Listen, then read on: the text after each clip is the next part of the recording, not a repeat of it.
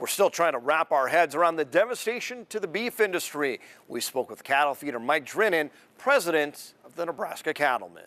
I'll tell you what, there's just a tremendous amount of devastation, and there's so many people that have called and I've talked to, and so many people around us. It's just a really, really tough time for a lot of people. I know people want to kind of put a dollar figure to it, but I don't know that we can even do that at this point. I mean, the cost, unfortunately, it's going to be significant. Well, and it will. And I know where we came up with an initial figure, and we had to give something for FEMA and for the president to look at, and sadly so, it could be quite short of what it actually is. So time will tell, and with a flood like this, it takes a little bit of time to gather in all the exact losses. So it'll be a little bit before we really know the full extent of the damages.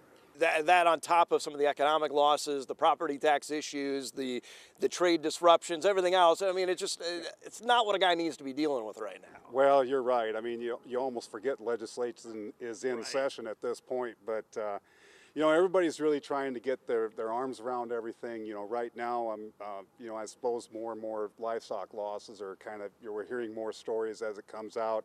But right now, the main goal is just to help people, and there's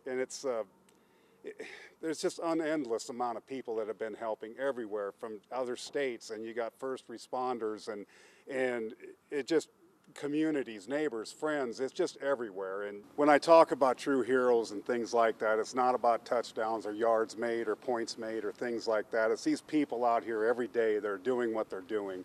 It's the livestock producers that we care for the animals before we care for ourselves. You'll make sure that they're fed and taken care of. That's a really, really tough thing for these people right now, because you see that your animals are suffering or you can't get to them, so that's really hard. But I'll tell you, the National Guard's been outstanding of being able to get hay to these stranded animals. So that's just, there's so much support out there from the communities and first responders. It's just unbelievable. You know, about every highway I go down, I see a trailer loaded up with hay. I mean, that just has to warm your heart. And I'll tell you, it's the thing, it's who we are in Nebraska, and it's a lot of these livestock producers. You know, they have to bring the hay to them because they call and they ask, and these guys are saying, you know, oh, my neighbor's worse than I am. So that's where a lot of it is, and so your heart goes out to everybody out there, and our prayers have been with them every day to hopefully that we can all work through and get through this.